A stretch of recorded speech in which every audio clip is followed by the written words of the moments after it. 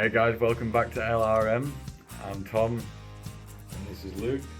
Jasper. And we're doing Dragon Rally 2026.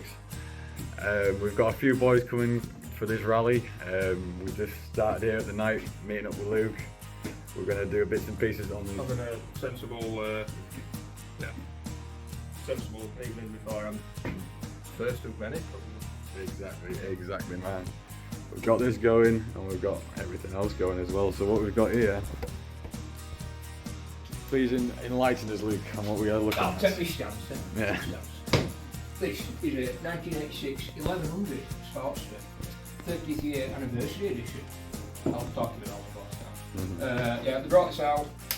This ain't anything to do with that really, apart from this little bit of frame. The rest of it's all custom, metal back end, all this stuff's custom. That's the engine there. Yeah, it's 30th year anniversary of the Sportster, so in 85, the last year of the Ironhead, and then 86, the 30th year, so 1956 when they brought the Ironhead Sportster out, they brought out the 1100, which is like super high compression, fucking pisses all over modern 1200s, but they only made them for 1 year, so it's actually quite a Harley, considering they made the same bike for 30 years pretty much, and then they only made this one for 1 year. Yeah. And I thought, what else do you do with a bike that's really rare like that? You get an angle grinder and cut it up and make a fucking badass chopper out of it. So that's what we're doing. Easy rider style, big king and queen, diamond stick seat, 4-over Springer front end. Yeah, you just make a fucking badass chop, don't you? That's what the fuck now. Exactly. So yeah, tonight we're going to be mounting the engine into the frame to help him out with all kinds of stuff, the alignment and stuff. Because it won't be the last time, we'll just be getting this to the running stage of being in the frame. Yeah, doing right now. So I'm making an oil tank. Got some exhaust coming from TC Rivers. So coming to the stage, not a line exhaust, that'll be nice. But yeah, I need to get the engine back in the frame now to see what clearance I've got to make my oil tank. I'm going to make a wraparound horseshoe oil tank, the battery box behind it. So yeah, I made that from scratch, send it off, get it chromed once it's done. But yeah, that'll be a nice pack. Indeed it will, Yeah. So we're going to crack on tonight, do a bit of work, have a bit of a chart before the rally tomorrow. We're setting off in the morning, meeting up with the rest of the lads. And it's going to be like 2.5, 3 hours with the odd fag break, and probably going for our breakfast and stuff like that. Yeah. And we'll see how it goes. It's going to be a wet one, but who cares?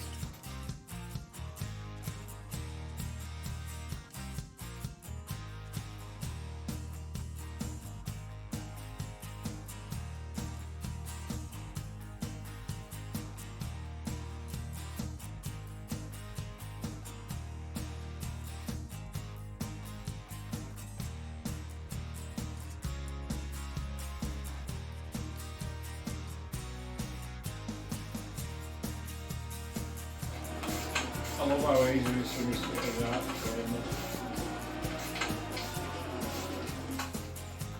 That's a really absolute fucking pros. Once it's perfect, put it back in.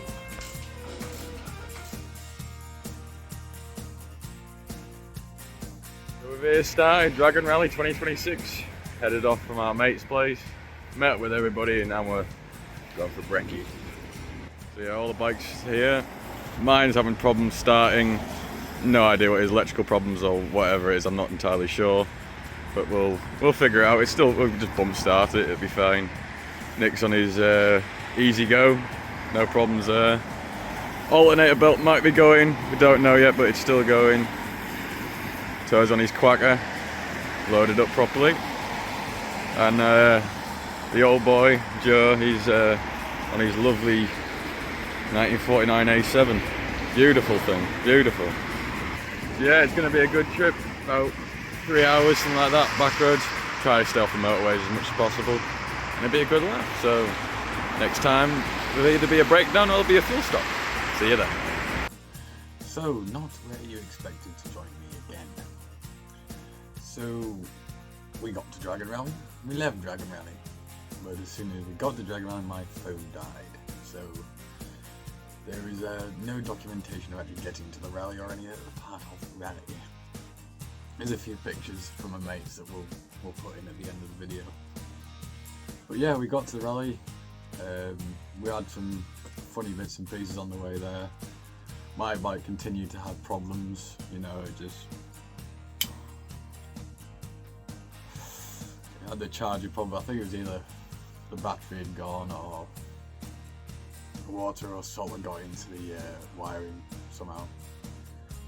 Cause I use the bike all year round, you see, and I've used it over winter, and it obviously hasn't done very well, being used all the time. So luckily I bought that jump pack. It was a great little thing, booster pack thing.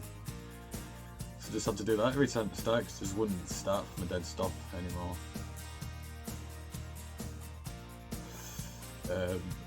Our mate Nix, that was on the Kawasaki, he had a puncture, which was interesting. We had to mess on with that. We tried to get a compressor. We had to limp it down the motorway to the petrol station to get air in it. We had a bunch of these aerosol can things. It's like punctures and stuff. One of them pissed out. Then we just tried an old trick. We put that in and rolled the tyre around onto the where it punctured the tyre. It didn't work. So we ended up just plugging it with a screw that we got off our mate Joe. Took it off his bike, or it was spare running around in his bag or his toolkit or something, and it got him there. It freaking got him there, and we're like, crap, we're gonna have to find some plugs or some shit to stick into the tyre to get him home, because it was like a good 2-hour ride, 2-3 hour ride home. I mean, it took us 5 hours to get there. But the rally was brilliant. Yeah, it was drizzling rain. You know, it wasn't amazing, but that's what you expect at a Dragon Rally. You know, it's one of the hard rallies in this country. It's in February. It's been a particularly wet winter here in Britain, so it was expected. But on the night it cleared up, and we had a few drinks. The band was amazing, great people. Talked to loads of different people. Had a great time. Sleep in the sidecar didn't go very well, but you know, it's what it is. Having a bit of fun. But yeah, we all packed up the next day and all jumped back on bikes and headed off. We had a bit of a late set off from the rally. Got brekkie at Spoons. Yeah, proper Spoons breakfast. It was good, very good. And we set off in the sun. Like, it was actually quite nice when we set off. But as we got towards home, it really got bad. We came over the Pennines and it just absolutely lashed it down. It was terrible. I've never been in such heavy weather, and I was having fun because I was having fuel problems, which wasn't good. Which it wasn't really fuel problems, it's just because being an outfit, using a bit more fuel than I expected, and since I has no fuel gauge and my mileometer, like the reset, the trip, that's it, trip, the knob fell off, so I couldn't track my mileage, and I kept looking down at the wrong time at the mileage and didn't take care of it, so I lost track of how many miles I was doing. So just before I exit to get off home, it started. It was like, oh no, no good, never good. But lucky our mate lives just off the road. So he had some fuel for us, which got us home, which was good. I haven't looked at the bike, just packed up and left it. Just that's this weekend's job, is see if we can figure out the problems with it, and then we'll be back at it. I mean, I'm trying this new thing of doing motorcycling, doing YouTube motorcycling and stuff like that, so see what you guys think. Don't really know where we're going to go with this. Maybe we might do some more of the other rallies we've got planned this year, try and document them a bit better. I had no idea what I was in for, but it seems like a right good laugh. All the lads seem on board with it, so we're going to give a go at it, and just videos of working on bikes, and because we've all got different, you know, knowledge, we've all got different skills, been in it a lot of years, few years, you know, stuff like that, so we can do a variety of different things. But yeah, it'd be a right laugh, I think. So see what you guys think. If you don't like it, tell me so, and I'll not do it again. If you want to see it again, I'll keep providing. So till next time, in a bit.